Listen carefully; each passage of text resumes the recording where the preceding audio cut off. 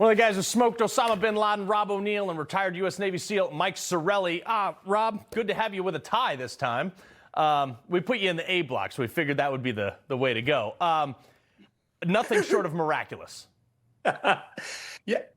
Yeah, I got the memo from Mike. We're going to wear ties, so I went ahead and with it. You know, I mean, this is incredible what happened, and just to see what the American military and the American three-letter agencies will do to get one of their own back from counterintelligence, all kinds of different stuff. But just a wonderful job too. But I wanted to talk a little bit about our allies too, our supposed allies in NATO. You know that Iran's making billions of dollars right now by smuggling backdoor deals through the Straits using Bitcoin.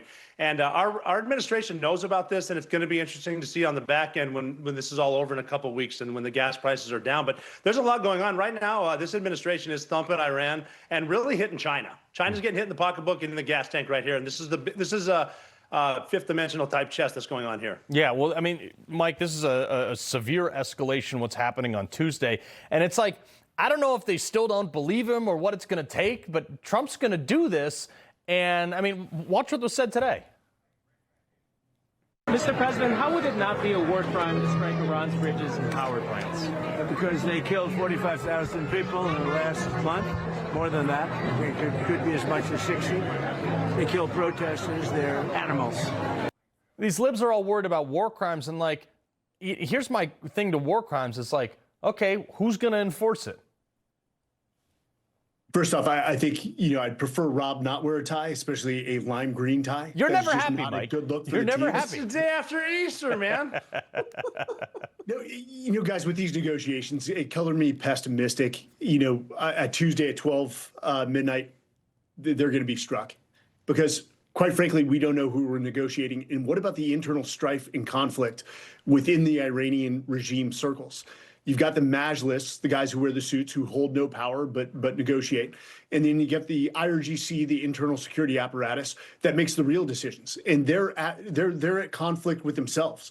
So when those two groups can't make a consensus or come to a decision, I think we're going to see power plants hit, infrastructure hit. And you know what, quite frankly, I think the Iranian people want it. If you shut off the lights, you shut off the communications of this regime, it actually gives them a bigger chance.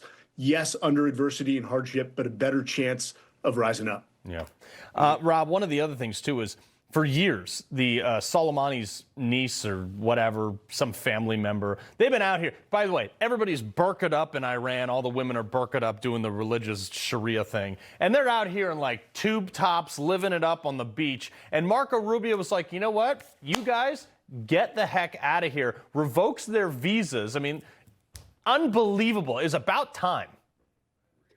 Yeah, I mean, we see what she's doing out here in the West too, and again, it's just a proof that they keep people under their thumb so they can maintain their power.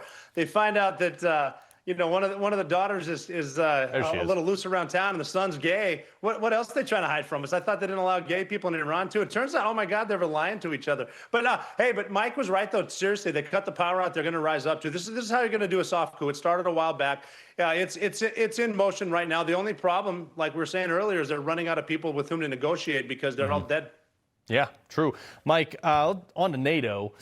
Trump basically said, hey, thank you. You guys are useless. Roll it. They've actually gone out of their way not to help. They didn't even want to give us landing strips.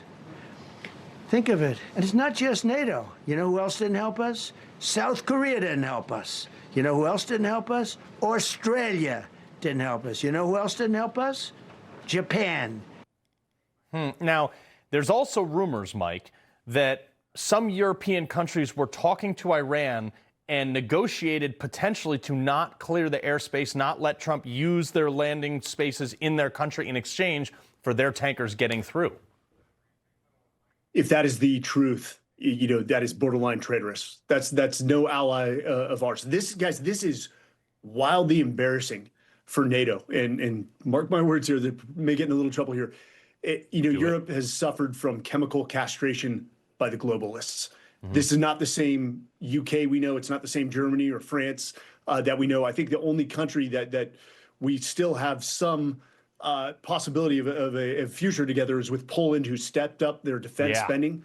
And we all have fought alongside the Polish Grom.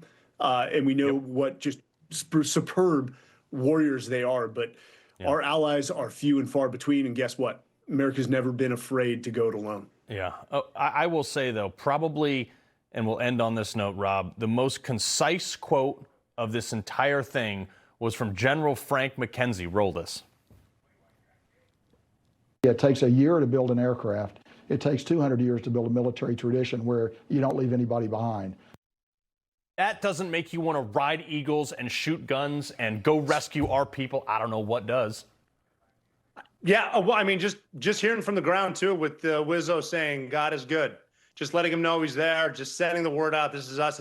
It's encrypted. It's over. It's over clean air, but it's also encrypted. Very good. Just excellent. Couldn't be more proud of the military, all the men and women involved. Yeah. Well, I think our boys and girls, some did great. Mike, Rob, pleasure as always. He loves the Constitution. He fights for what's right. He hates the bad guys. He's a freedom warrior. He's your freedom warrior. Watch Carl Higbie every weekday on Newsmax.